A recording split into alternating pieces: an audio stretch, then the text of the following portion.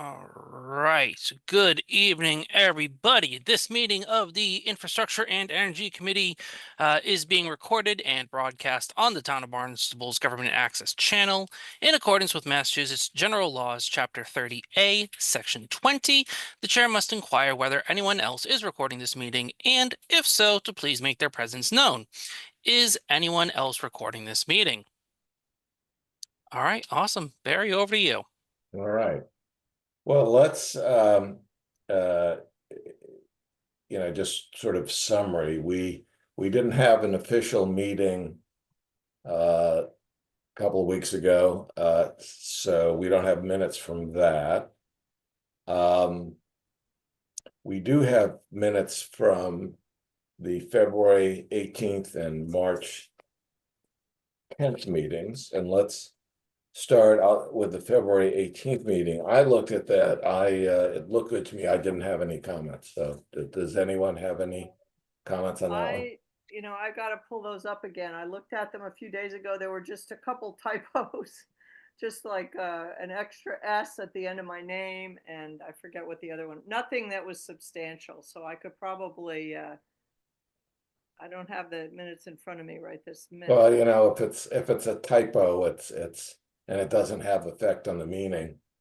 Maybe it doesn't matter. I think one of them had a slight impact on meaning, but I have to say I've been pulled away by the herring counters and other issues, so I'm a few days off from that. But I don't know if I can find the minutes.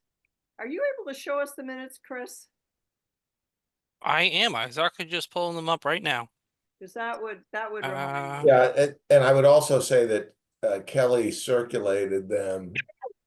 I think I looked at them a week ago. Yeah, it was April 23rd, Wednesday. Well, so this is the February 18th ones. At 1:04. That email has both the February 18th and the March 10th minutes. You just page through that? Absolutely.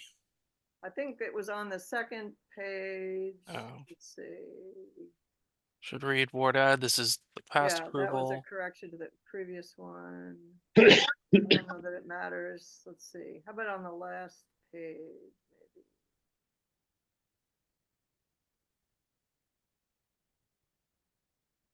Sure. I'm not sure it matters. I don't know if I can find it. Maybe the other meeting too. I mean, the other minutes. This was all about our planning for the presentation. Right. Oh, wait a minute. How about look at that air quality monitoring just in case. No, that's okay. Oh, okay. Maybe it's the other minutes. 218, 310. This is 310, right? Yeah, I did on that one. I do have a point that I think does affect the meaning. In that case, do you want to approve what is this, February 18th first, and then we'll move? Let me ask whether anyone has any comments on the February 18th minutes, draft minutes. If not, we have a motion to approve them.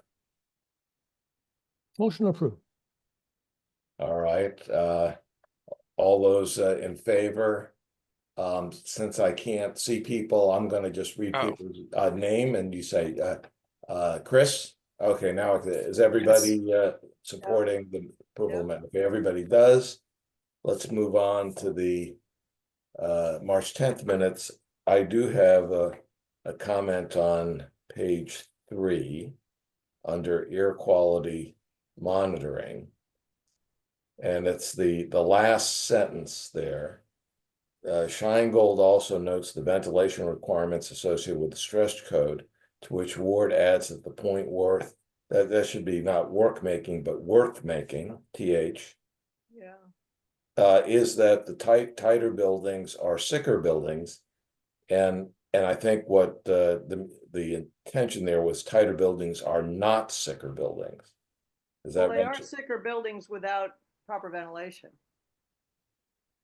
that was the whole thing that Right. the building went through. They were sicker buildings, and then they realized Yeah, but if to you read, add the proper ventilation. yeah, if you read the whole sentence, the Scheinel also notes the ventilation requirements associated with the stretch code, to which Ward adds the point worth making is that tighter buildings are not sicker buildings. That was, I think, in the context of the ventilation requirements, right?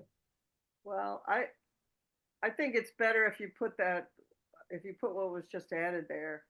Without just, I think the way you've corrected it, Chris, makes it clearer to me anyway.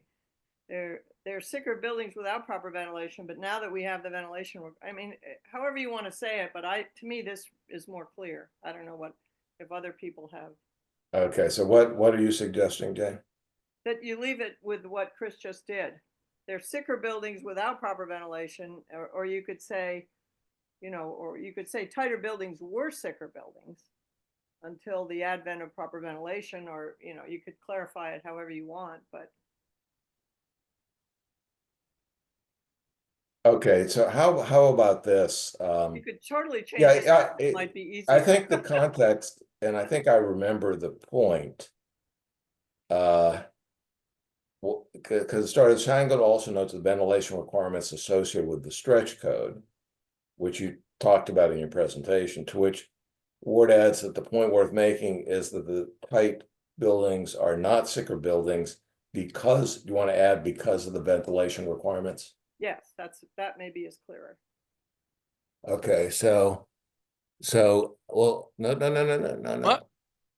Okay, just go back to where it was before. Okay, and put in not there, and then at the very end, tighter buildings are not sicker buildings. Put the, after buildings, put the, yeah, put the quote there.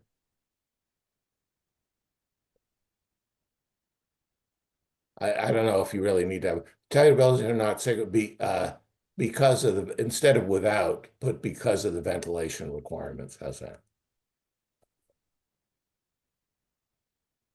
Yeah, that sounds good. Okay.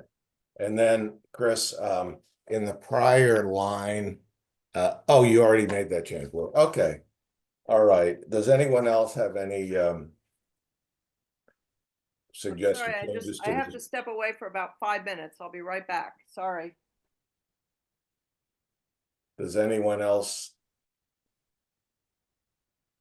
have any suggested changes? Nope. All right. So since Jane has stepped away for 5 minutes, let's table it and move on to something else, and we'll come back to it.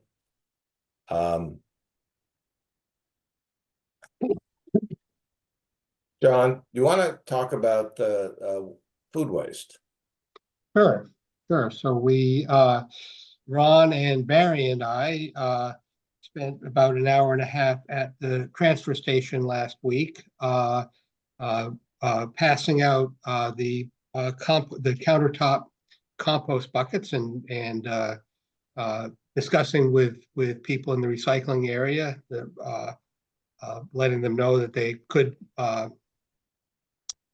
recycle their food waste and how to do it. It was very interesting. I think we learned a few things about sort of generally people's attitudes.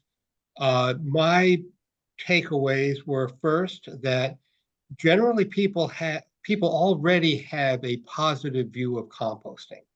When you say composting, people seem to accept that that's a good thing. You get a favorable reaction to that. Most people, when you say composting, think first of backyard composting. That's what that's what people are familiar with, and so I thought it was useful to explain to people that they could also bring their food waste to the transfer station, and of course the key point is that a lot of things that people don't like to compost in their backyard can be brought to the transfer station. I did get the sense that the people who do the backyard composting don't do everything. They, not it's not just meat and dairy. Also, things like bread and pasta. Also, people seem to think that those attract various pests. Um, uh, People also, I did hear a number of people expressing concerns uh, uh, about backyard composting, both attracting pests. In particular, the real difficulty seems to be more neighbors. If your neighbors are unhappy with your backyard compost pile, and if they think that it's attracting vermin, then people shut it down pretty quickly. And I think for good reason. I think getting along with your neighbors is pretty important thing. Uh, so the other main takeaway I had, so I guess the two takeaways for me were number one, a lot of people didn't know that they could bring their food waste to the transfer station. They didn't know where to bring it. That was number one. And then number two, people do have a concern about the messiness and particularly odors. People they don't like have something smelling and sitting on their kitchen counter. So I talked with people about how you can put stuff in the freezer and so forth. So but I thought generally we got very positive responses from people. Uh, the vast majority of people accepted the free buckets and expressed some intent to use them. So I thought it was time well spent. Good. Thanks, John. Ron, do you have your thoughts about Yeah, I town thought it was very well government? received as well. There was about a third of the people who, were very familiar, I found, with composting. Another third had no idea that you could utilize the transfer station for that purpose.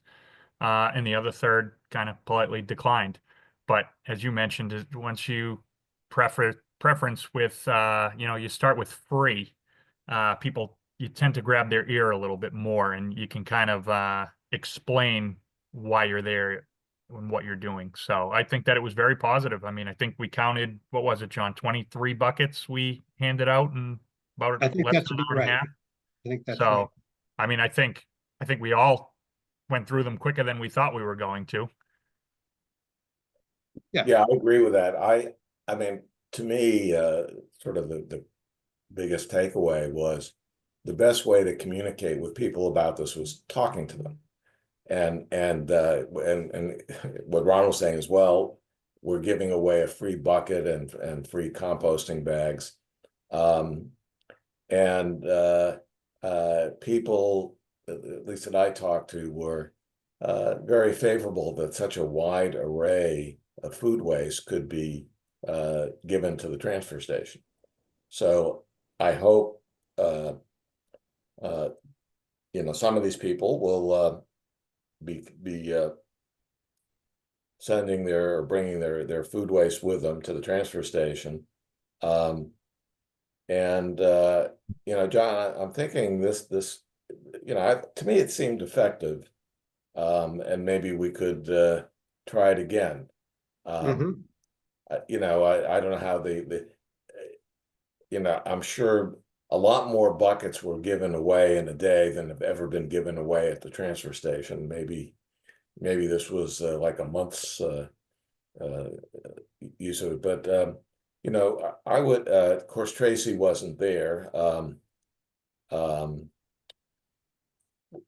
to remember, was it Brad? Brad, I think Brad Mills, maybe. Brad Yeah. Milley is the Really? Yeah. assistant foreman, Yeah. some second in command over there. So maybe, what do you think about a couple things? One, calling back to give them some feedback about what we experienced and see if they have any feedback and whether this is something worthwhile to do this again. I mean, it's kind of like we're the free sales and marketing arm of the transfer station. That hopefully they'll view it positively. But John, what do you think of that?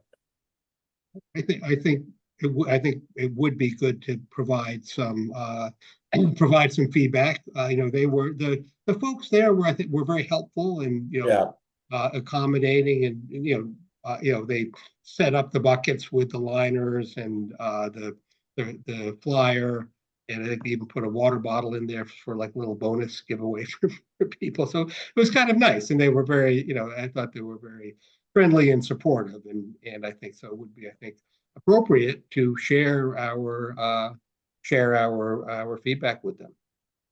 yeah, and Would then you like me to draft up an email? I'll run okay, it by you and Ron before okay, we send yeah. I it. mean, and it'd be interesting ultimately, uh, based on the data, and in a couple of months, whether there's any increase in um, what is brought to the transfer station.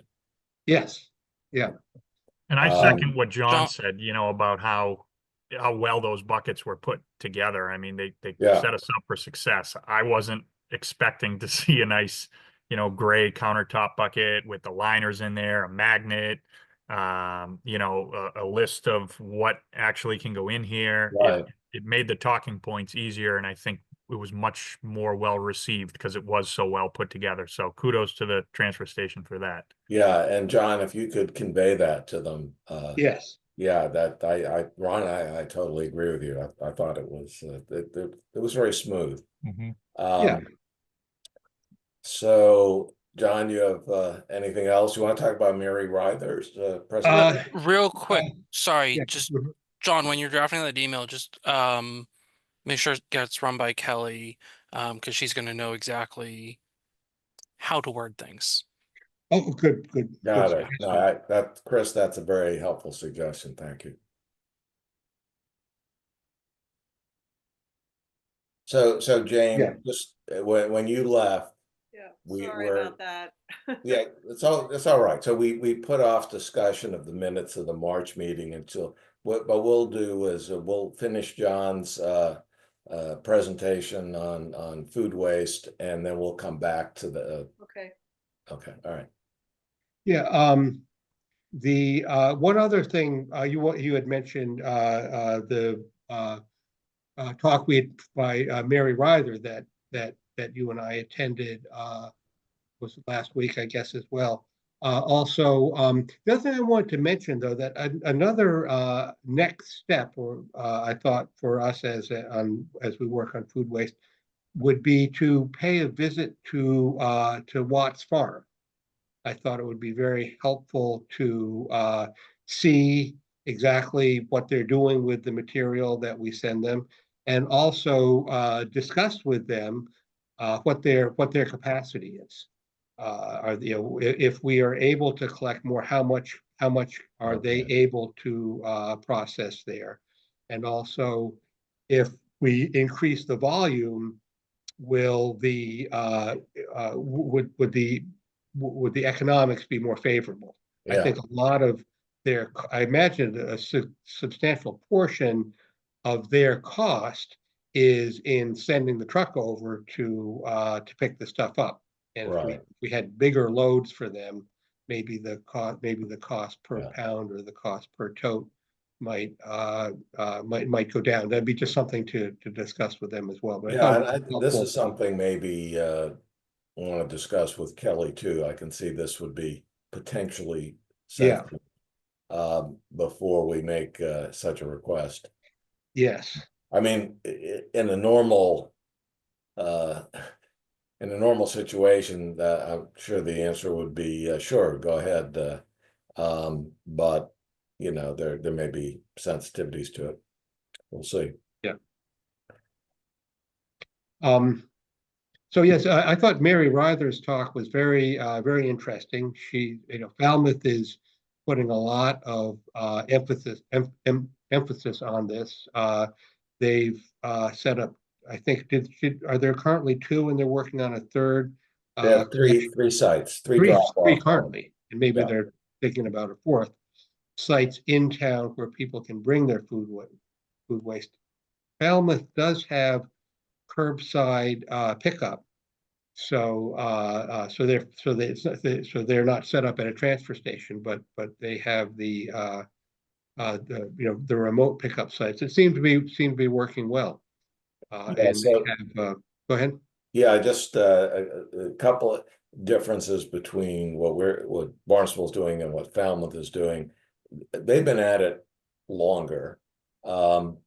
They have three drop-off points, and some of them are very well designed in terms of dropping things off. It's actually the bucket or the bin or is within, or there are two of them within a wood structure, and you just drop the stuff in there. So it seems to be, and it looks nicer. And you don't have to be a customer of the transfer station to deposit your stuff there. So, and that may lead to more between the number of sites and the fact that you don't have to be a paying customer. They may be more successful. I think toward the end of this, we asked if we could get some data from them. And John, I don't know, have you followed up on, I know exactly where? I have not. I guess we could reach out to Yeah. Okay. either Mary or Alan. Yeah. Okay, but you will. So anyway, so we get their data and what their practices are, we compare it to us. Of course, they're as a town, they got a significantly smaller population than Barnstable does. But that you may be able to draw some conclusions from the data, but I think that would be useful. Yeah. And so I guess that's about all I've got on compost. Well, one other thing is I did get a little bit more information from Carrie Purcell about the project to set up a composting facility at the Joint Base. She's saying that the study underway will be done in about a month. And we're not really getting, until that, I sort of get the impression until that study is completed, we're not getting a lot of detail on what exactly the proposal is, but hopefully soon that study will be out, and then the public discussion can start. Okay, and according to Mary, so that's Barnstable, Sandwich, Falmouth, and was there one other town? Well, it currently does not include Barnstable. It does not. It currently, it's just Sandwich, Bourne, Falmouth, and Mashpee. Okay, so yeah. And it goes back, the way I understood how that developed was that when the Cape Cod Commission, this was going back a few years, hired a consultant to do a study of solid waste disposal on the Cape. And the consultant really emphasized food waste as really the opportunity. And what they suggested was setting up 3 composting facilities, one on the Upper Cape, one in the Mid Cape, and one on the Lower Cape. And so, following that recommendation, the pilot was established for the Upper Cape. And I've suggested to Carrie a couple of times that that Barnstable would like to participate in the pilot project, and she hasn't really said yes or no, but she doesn't really isn't really giving me an answer to that until the study comes out, and then I think we can see what's proposed and see if there's a way for us to get involved. It would be great for us to set up our own facility maybe partnering with other mid-Cape towns, but that seems a lot more ambitious. And there's not, and my sense is there's nothing happening with respect Right. to Cape Town. So, Right. yeah. So, all You right. know, So, when we talked to the Board of Health, we were talking about notifying restaurants about this, the fact that there was a regulation, and that if possible, they should look for all food establishments. You know, we had that discussion. Yeah. I think it's been back several months, but Tom, is it a Tom Keene, who's the head of the Board of Health? McKean, yeah. He mentioned that we do. I mean, the town has a lot of properties, and one property that I thought came up in that discussion for a potential site is a farm that's an organic farm on 6A that is just east. It's like between Cumaquid and Barnstable Village, on the south side of 6A, and the lease is up this year on that, and they're not sure that the current person wants to renew it. That I think if the town were to facilitate a composting site, I think it could be subcontracted to Black Earth. Because as we've had our discussion with Black Earth over the years, it seems to me that their stumbling block was basically just not having a local site and having to take the material all the way up to wherever they go with it, Brockton or wherever they go off Cape. So it might be that, you know, we could pull in mid-Cape towns with a location like that. And if I mean, it seems to me that would be a perfect place, because it's already a place that's having plant, you know, farming materials coming on and off, both plant materials and probably soil amendments. So having a few trucks that brought compostable food waste might not be a big addition to the traffic flow. And anyway, I just remembered that kind of jumped out at me from our discussion with the Board of Health, that we do have some locations, and there's probably other properties in the town that are town owned that might be able to have a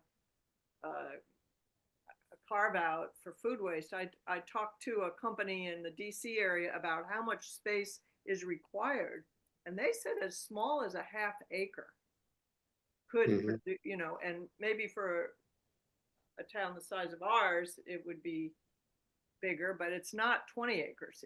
It's, you know, half an acre to a few acres is enough space for this type of and probably without nearby butters. Well, there really aren't, you know, those. Okay, in this place. Okay. Farm goes back up to other, you know, either land trust or, yeah.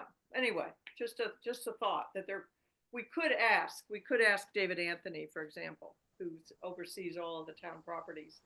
Are there other potential places that would be, if we're shut out of the. You know what? I was going to call him for other reasons. I can ask him. You might ask him that, Okay. and you know, because it may be that either volume wise or coordination wise, we're not really being welcomed into the joint base location, and we could possibly, you know, partner with some of the other mid-Cape towns. Just a thought. But I thought David Anthony could be a helpful resource there. Yeah, no, yeah, it's a good thought. Very good suggestion, Jane. All right. John, anyone else, anything else on food waste?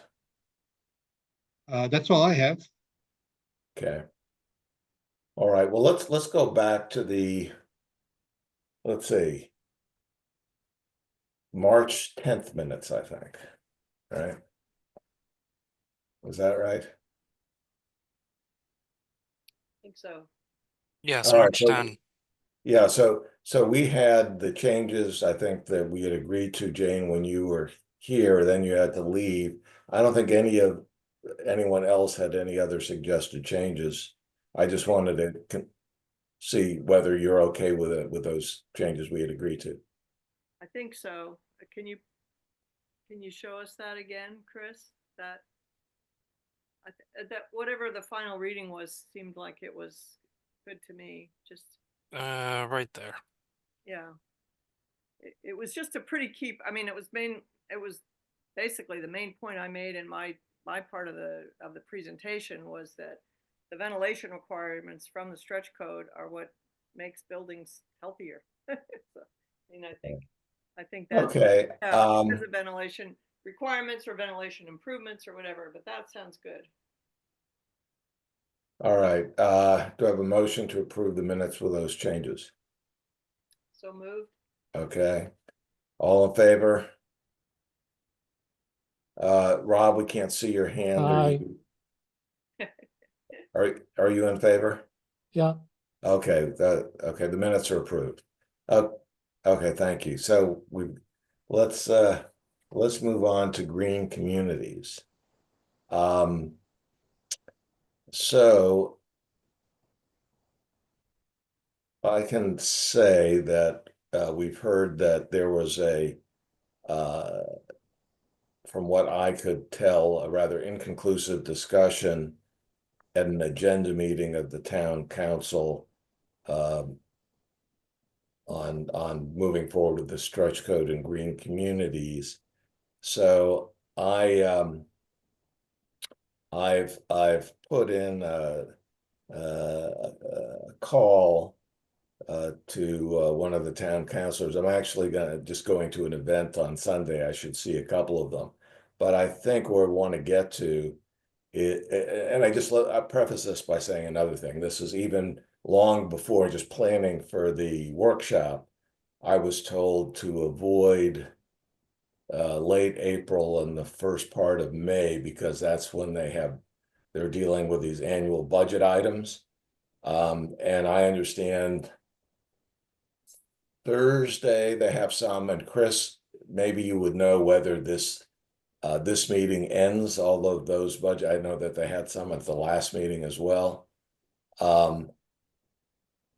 I am not certain. This is my first time kind of going through a budget process, Okay. so I don't know exactly when. I'm pulling up the meeting right Okay, now, well, though. let me put it this way. I'll find out shortly. I think, you know, uh, and my understanding is a bit imperfect. This upcoming meeting may kind of be the end of that process. So, I think it's at least nearing the end. okay, I wouldn't be surprised if a few items do get carry pushed to a forward. future meeting because there is one, So anyways, two huge I was pages. told that people are going to be distracted because of that. And so anyways, I think we're coming to the end of that. And I think I'd like to get some closure in terms of whether the town council is going to move forward with this or at least have a vote on it. I Or not, or not. I did just remember, I know. So this is basically all the capital improvement projects. It then goes into the normal operating budgets. I believe that is a lot easier process, Right. and far less involved. But I do believe that is, I don't have a time frame, but it's still a thing. But Okay. So anyways, what I was thinking, I was going to wait until after Thursday's meeting. And I already am going to see some people in an event. There's a Marston's Mills event this week, Sunday. And get a sense of whether, whether the town council wants to move forward, whether the votes, whether they want some other process. Just and not leave this hanging. I have talked to some of the staff, and they're not going to move forward without getting direction from the town council. So, Yeah, and then just to point out, Gordon is, he normally joins us when he can. I think his surgery is tomorrow. okay, He was really hoping to have, I mean, his big wish was to have them just vote on the stretch code so that then David, Anthony, and Sean could move ahead, knowing that the stretch code was already approved and thinking that it was probably going to take till December. I don't know if I was hearing this right. from him, but it would take until December before they'd be ready to apply. I worry about dragging it out. The kind of through the grapevine feedback I've had from hearing from a number of people, including people that have talked to Craig, said they think that there's a positive lean, right? It's about it all they've said that it's, and I think Betty Ludke has felt the same way, but it's frustratingly slow. Yeah, so I mean, I can say again for the conversation, there is opposition. That it's hard to say. My sense is that there probably is a majority in favor, but whether, but I think, I think we need to either this thing, we got a very positive response at the workshop. Either it goes forward in some capacity or it doesn't. And to the extent we can get a better sense of what some of the concerns are, how can we address them? But without the sense that the town council is going to pass the stretch code, there's just a lot of work on the energy plan, and last time there was a lot of work done on that, and then the stretch code resolution didn't pass, and so my clear sense is they don't want that to happen again. Right. So we need to, as Jane is suggesting, I agree with her. We need to, in the near term, get a sense of whether the town council will vote to support the stretch code in some capacity.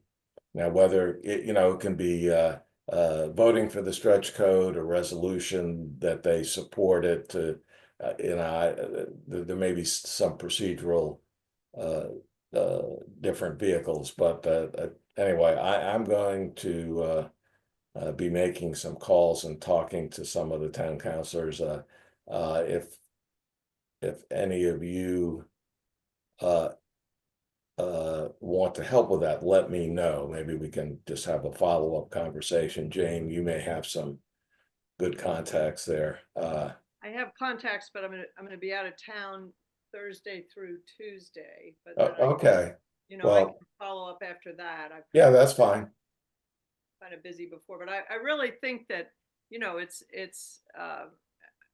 in some ways it's polite to us for all the work we did, and particularly you, Barry, pulling together all the speakers besides those of us who spoke. It's polite to us to give some sort of a indication, of feedback on the workshop, and but it's also incredibly important, and I find it very interesting. Here we're going into this budgeting process.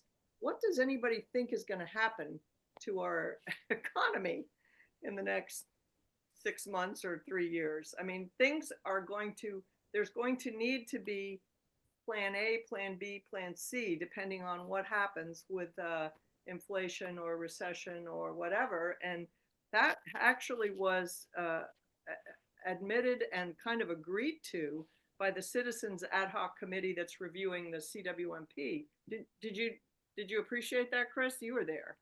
We talked about 3 parallel. Yes. Sorry, I was like, when did we talk about? Yes. No. Absolutely. You were taking minutes and yeah.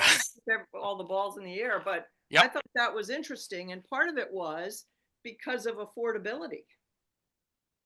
Part of it was, we've got a full court press on the sewers, and that's been a good start, but it's also the most expensive option. And what if that can't happen at the rate that we think it will, or that we would prefer for it to happen?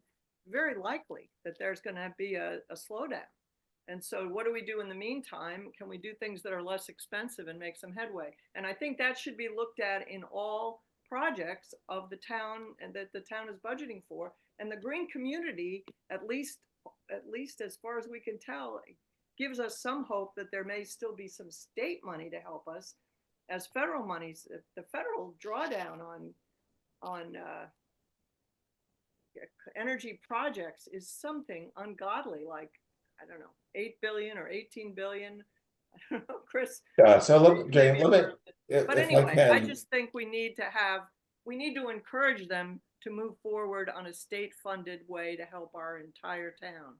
So that's. yeah, so let me just getting back to this. So you told me something that I was not aware, that the Gordon's operation is tomorrow. So he's going to be out of pocket for a while. I was hoping to coordinate with him and get his advice. That may not happen, and I think in the time frame that we need to move forward. So you're available. That's what he told me on the 19th, if there hasn't been any change. I haven't Yeah. talked to him since then, but he said specifically that the 29th is his surgery day. Okay. And so let's set up a time where you and I can talk. When's your what works for you? We're leaving at the crack of dawn Thursday, so I could talk sometime tomorrow morning. Probably be best. Yeah, let me we can quickly figure look that in. out after this meeting. Yeah, so yeah, let's can I call you, say, at 10 o'clock? I think that works. Yeah. Okay, all right. All right, we'll do it. All right. Okay, anything else on green communities? All right. Chris Gloninger. Now Chris, he has been ill, so we're not expecting him to say much, but I'll ask him, do you have anything on climate science and climate change? No, I mean, nothing prepared, Barry, but I was thinking, if there's an opportunity that we could do, or similar to what you did with the composting at the recycling center, to do something on climate science, like as the population starts to boom going into, later spring and summer, would be great to have our committee do something like an awareness or something. Boston does a really clever like walking tour during the king tides. And obviously there's a clear connection and crossover to infrastructure when we have inundation just on a sunny day. So just have given some thought to that. I don't know if there's interest in this group, but I think we'd be the committee to do it. Yeah, I think it's a good idea. That do you have, or does anyone have something more specific? And maybe I was thinking of kind of a guided tour to some location, which can use also as a vehicle for a talk. Sandy Neck, Yeah. your team has been consulting on why we're moving back the parking lot and the bathhouse, and that would be a very interesting place that gets a lot of attention in this, in the summer, starting pretty soon, starting at, the end of Memorial Day weekend. And I think that would be a great place to have a talk and walk and just, go, have an in-person view, not just the town council view, but an in-person view of what they've been through and what they're doing because of climate change and sea level rise and worse storms. Yeah. That's a local Barnstable location. And we could invite, town council members among others. Yeah. Well, and DPW people that you've worked with, I know Amber's worked on that, Amber Unruh, and Oh yeah, because they had the whole resilience project. right. I mean, I could put my, committee hat on, and as opposed to Wood's whole group, since there, shouldn't be a conflict and it's a project that's, already in the works before I joined. But I think that could be valuable. I think that's a great idea. I maybe depending on obviously your feeling better. Yeah, if you could come up with some plan based on, I think Jane had some good suggestions there. A walking tour of Sandy Beach, Sandy Neck rather. And bring in the folks from the DPW who are working on the resilience project.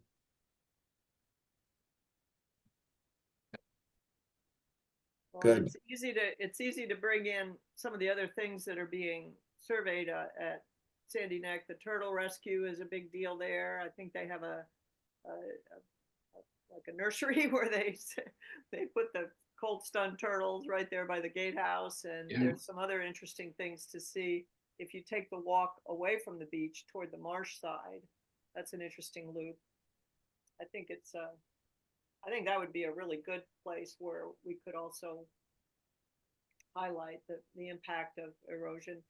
Well, the other place I was thinking is not in our town, but yeah. So there's a walk that we've done where we start out on the marsh side, and then I don't know, maybe about a mile in, yeah, you cut over to the beach, and you could then come right. back on the beach side.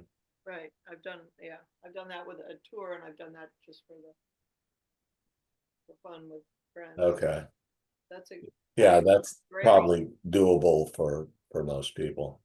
I don't know, is any place in Hyannis Harbor having trouble with tides? And More so on the Yarmouth side, but there are places. And then there's that whole part near where I am, right in Centerville near Craigville Beach.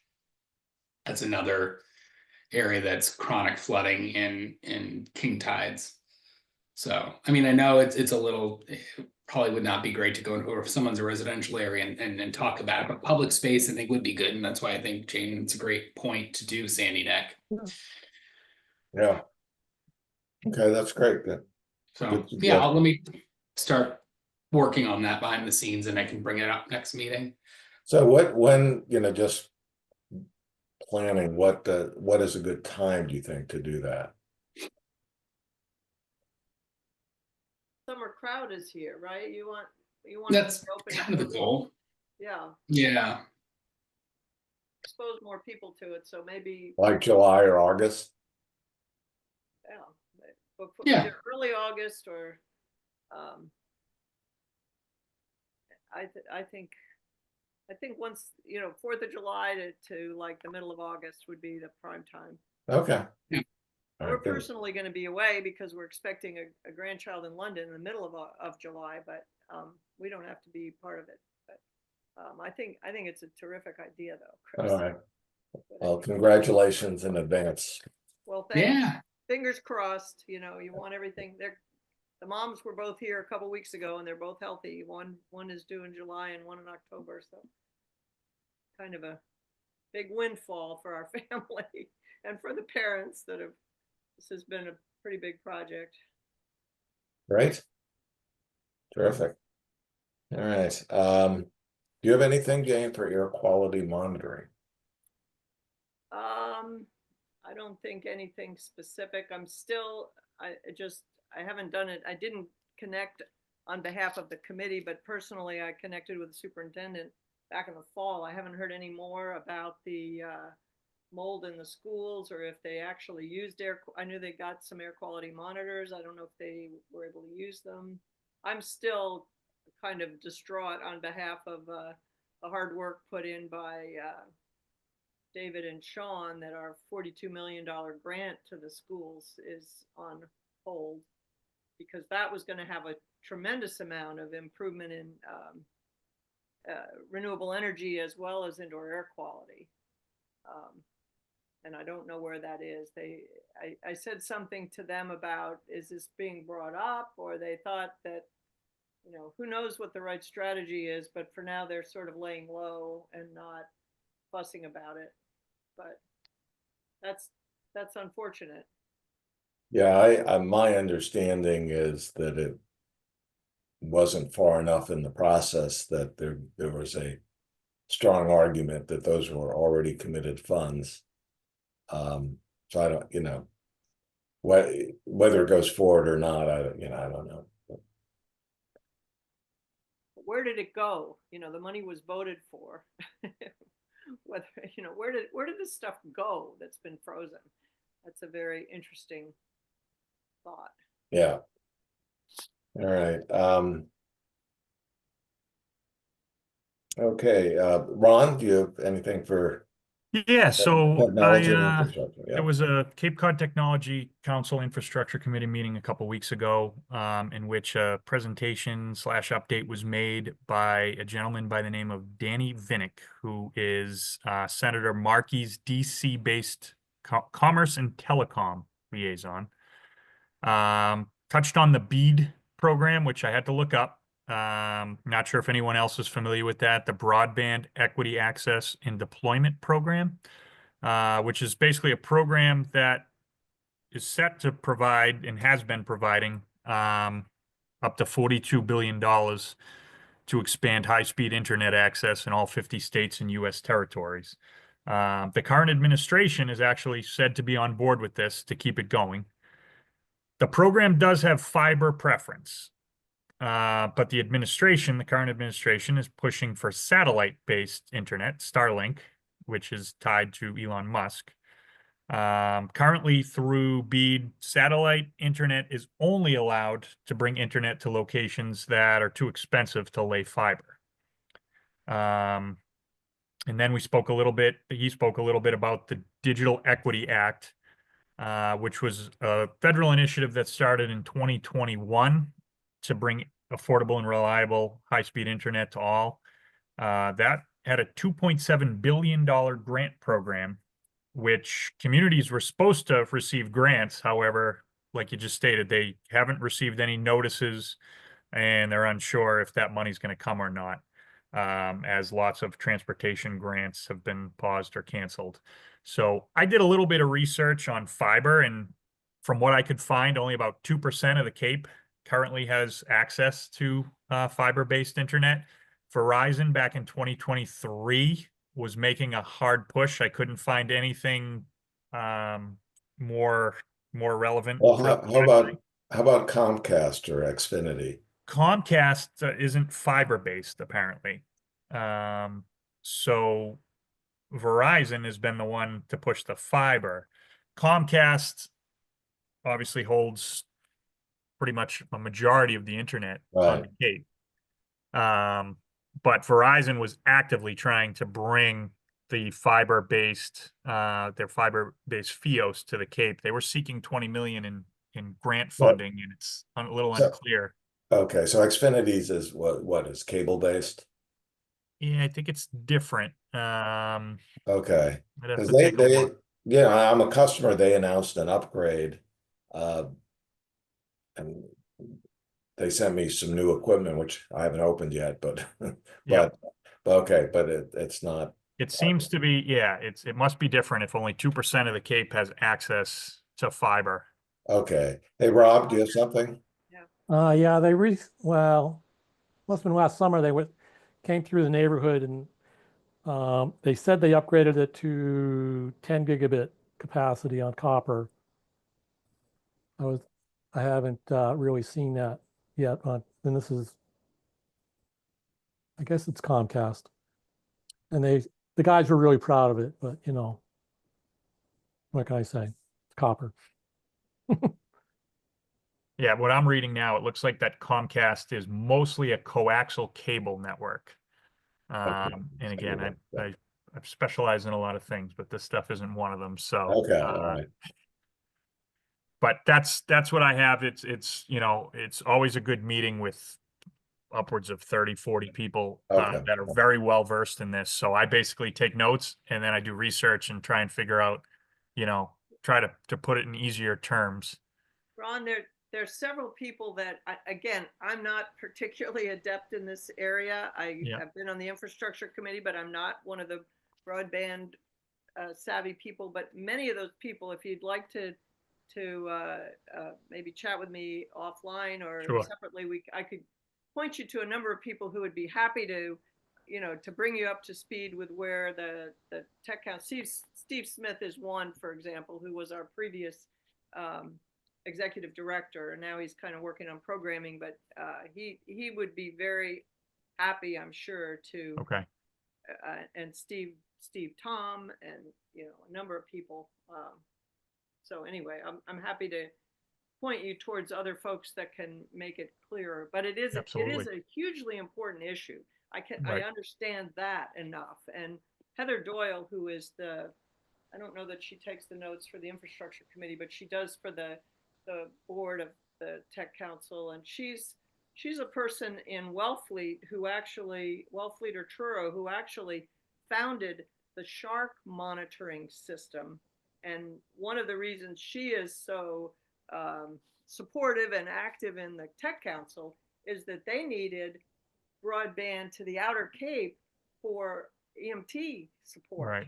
you know, emergency medical support, and so forth. And so anyway, it's hugely important. And when the summer crowd comes, all of our internet connection slows down, even if For you sure. have decent connection year round. So we really are in a kind of in a desert, in a broadband Yeah. desert, relatively speaking. So I'm glad So- you're involved with that. So our next meeting is June 16th, and Ron, I was wondering if you could give us an update, a little bit more clarification on. Yeah, I was of the understanding that that money was for people who couldn't afford internet access, but it sounds like it's also for upgrading the system that we have. So it's both technical and financial, right? It is, and there's actually, which I had pulled up too, which I did not include in my notes, but I'm trying to find them. So the focus on the Digital Equity Act, which was formed in 2021. So the focus on that is to actually bring it to target populations, which include individuals over 60. So I feel like the Cape would have a heavy qualification for that.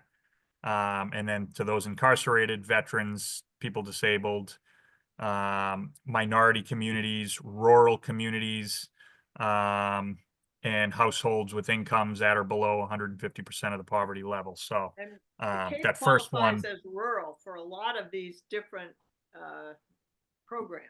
yeah, So Okay. Well, good. We have another minute. Actually, that I just wanted to two things that are kind of procedural. The next meeting is June 16th. I will be on a road trip. Barry, sorry to interrupt.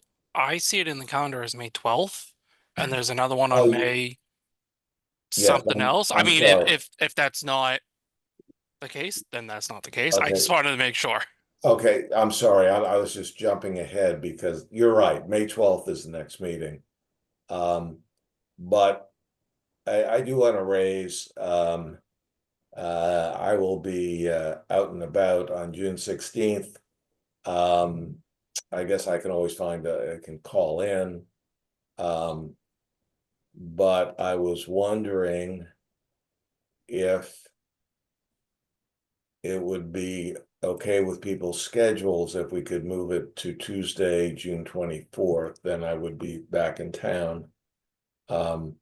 If not, we'll just keep it at the earlier date, and I'll try to call in. 24th is good for me. Same. What? The June 24th would be good for me. Okay, anyone else? Their Good for me. thoughts? Sure. Okay, so maybe okay, with that, are folks then in agreement, we'll move the June 16th meeting to June 24th? That's good for me. Okay. That's And then Tuesday. the second part of this is Rob, who has served this committee for quite a long time, is going to be leaving at the end of June. And we've had discussions about having an in-person meeting, and I think I would I think Rob has mentioned that he hasn't seen our legs, and so maybe that June date would be maybe suggest that we could do that in person. And also as a going away party for Rob. Sounds good. Okay. And that would be, I guess, at the DPW, right? I can talk with Kelly a bit more about where specifically it could be DPW, could be town hall selectmen's, town hall hearing. Okay. Yeah, But we can figure out details yeah, later. we've talked for quite a while about getting together in person, at least once. So yeah, and maybe you can have Kelly follow up with me on Yeah, that. yeah, I will. Yeah.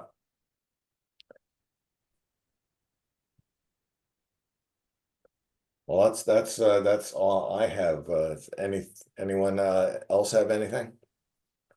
Then we have a motion to adjourn. So moved. Okay, all in favor? Okay, enjoy your evenings.